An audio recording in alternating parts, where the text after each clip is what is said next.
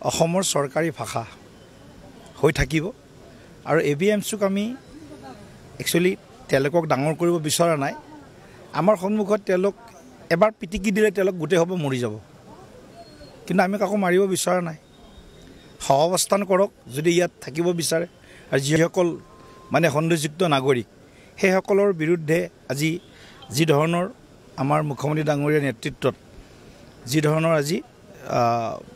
উচ্ছেদ অভিযান চলিছে আসলতে হেতুকে আবেগিক কৰি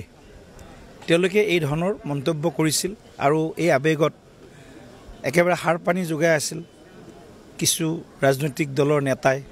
অখিল গগৈ ডাঙৰীয়া ক'ব পাৰে কংগ্ৰেছৰ বহু নেতা ৰকিবুল হুছেইনৰ দৰে নেতাই গতিকে এওঁলোকৰ ওঠৰ ভাষা আৰু আমচুৰ ABMCৰ ওঠৰ ভাষা একেই এওঁলোকৰ ভাষা বেলেগ নহয় গতিকে সেইকাৰণে অসমীয়া জাতীয় জীৱনটোৱে এওঁলোকৰ কাণ্ডক জ্ঞানহীন আৰু আমালৈ জনোৱা প্ৰত্যাহ্বানক নিশ্চিতভাৱে ইয়াৰ প্ৰত্যুত্তৰ দিবৰ কাৰণে আজিও থাকিব লাগে কথা এইটোৱে আৰু ABMCৰ নেতাৰ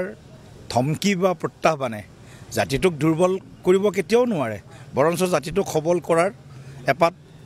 অস্ত্ৰ আমাৰ হাতত দিছে গতিকে এই সময়ত এই অস্ত্ৰপাত যদি আমি সকলোৱে মিলি যদি অনাগত দিনৰ বাবে আমি অস্ত্ৰপাত ব্যৱহাৰ কৰাৰ কাৰণে সাজু হওঁ তেতিয়া জাতীয় জীৱনটো সমৃদ্ধিশালী হ'ব শক্তিশালী হ'ব আৰু যদি বোলে নহয় কেৱল ৰাজনৈতিক লাভালাভৰ বাবে ৰাজনৈতিক মুনাফাৰ বাবে যদি কোনোবাই এই ধৰণৰ বক্তব্যক সৰু কৰিব বিচাৰে তেন্তে তেওঁলোকৰ এইটো অপৰাধ হ'ব